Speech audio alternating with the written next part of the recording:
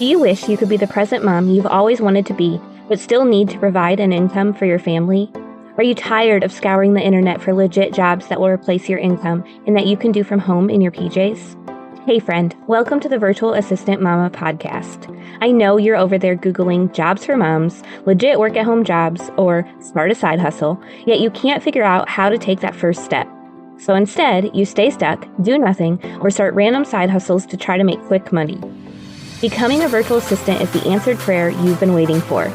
My name is Ariana, and I'm a former teacher turned work-at-home mom who replaced my teaching income as a virtual assistant in just 6 months. I did this by taking a step of faith and following the dream that God placed on my heart to be home with my babies. Mama, your dreams pale in comparison to God's dreams for you. Imagine offering services that light you up, working with clients who value you and pay you what you're worth, and having a job that works around your life and not the other way around.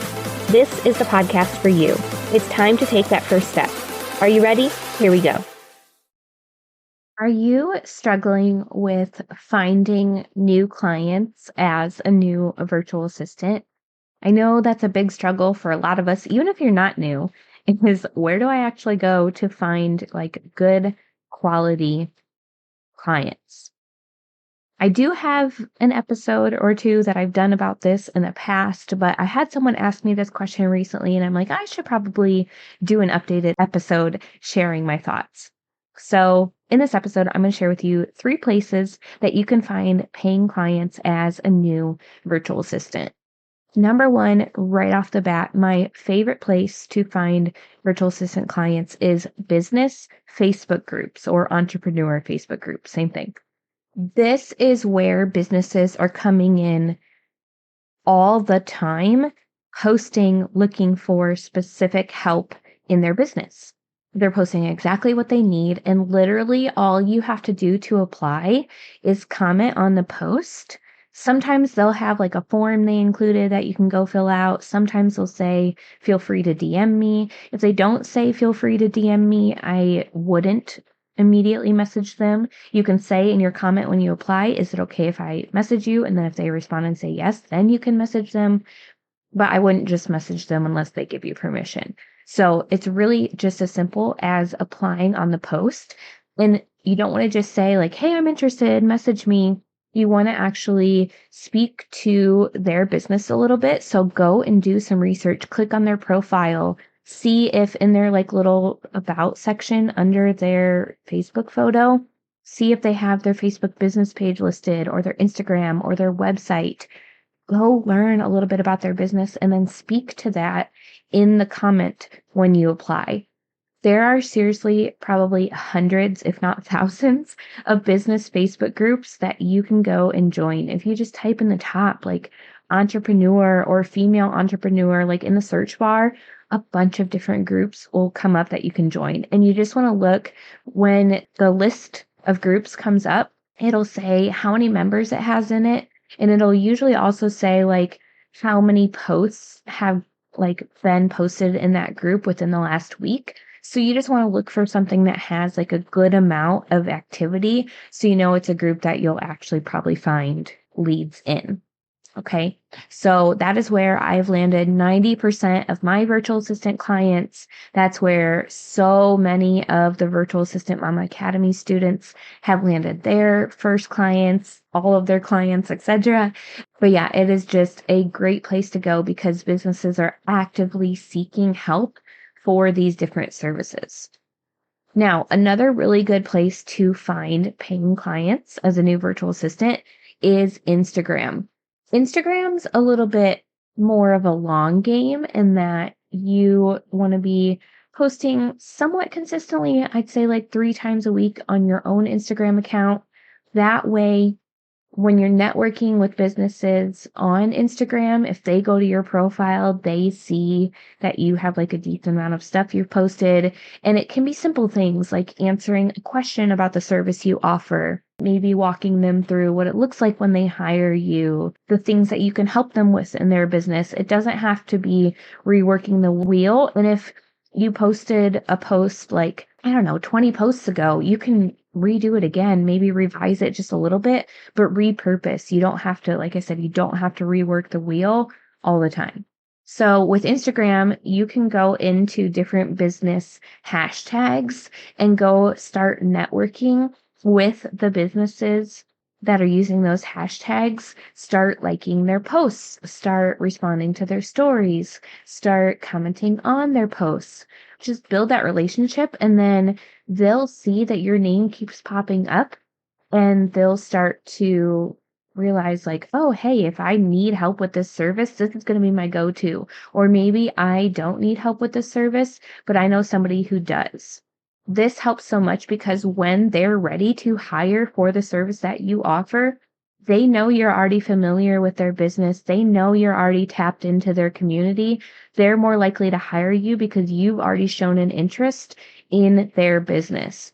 You can also do what's called cold pitching. Like once you've taken a good amount of time to build that relationship, that you've been commenting on their posts, you've been like responding to their stories with like, I don't know, something you learned from them or whatever it is, you can eventually say, you can send them a message and be like, hey, I've been really loving everything you've been talking about. I love this that you taught me. I've been implementing it in my life this way. Have you ever considered outsourcing, insert whatever service you offer, and then just pitch them? Just say, I would love to help you with this. If you don't need help with this, I would love any referrals you could send my way. And there you go. So Instagram, like I said, it's a little bit more of a long game because it's not usually businesses actively going out and saying like, we need this. But a lot of times businesses don't even know exactly what they need help with, especially if they're a newer business. So you can reach out to people to offer your services, but I really recommend building that relationship first for a while. I'd say like 3 weeks minimum, because you don't want to just cold pitch businesses that you don't even know at all. Okay. And then the third place that is really great to find paying clients as a new virtual assistant is on TikTok. So you can kind of do the same exact thing, especially if you want to be a TikTok manager, but it doesn't have to be, you don't have to be a TikTok manager. You could be a website designer, a social media manager in general, a Pinterest manager. Just share a couple quick TikTok videos a week on your page about whatever service you offer, and then go and network with businesses that you would love to serve and help them with whatever service you offer. So just like with Instagram, you would just go into TikTok hashtags and start networking with those businesses. A whole lot of the virtual assistant world is networking, and it's not like I said, it's not being sleazy and saying, oh, hire me, oh, hire me, oh, hire me. No, it's building relationships with people and then offering your services. A lot of people think they'll say like, I'm not good at sales. I can't pitch myself. But you know what? As moms, we are selling things every day. This is actually something I heard on the Peace on Purpose podcast by Leslie Burris, who I absolutely love. And she talks about how moms are the best sellers because we have to sell our kids on everything. If you want your kids to eat their vegetables, you have to sell them on why they should eat their vegetables. If you want your kids to get out the door quickly, you got to sell them and get them excited for where you're going so that they'll hurry up and get their booties out the door. Okay, so moms are great sellers. You just have to reframe your mind to think of like, I'm not selling them on something that they don't need. I'm not selling them on something that it's just going to help me. No, it's going to help their business. It's going to help them make more income, and it's going to just help them grow.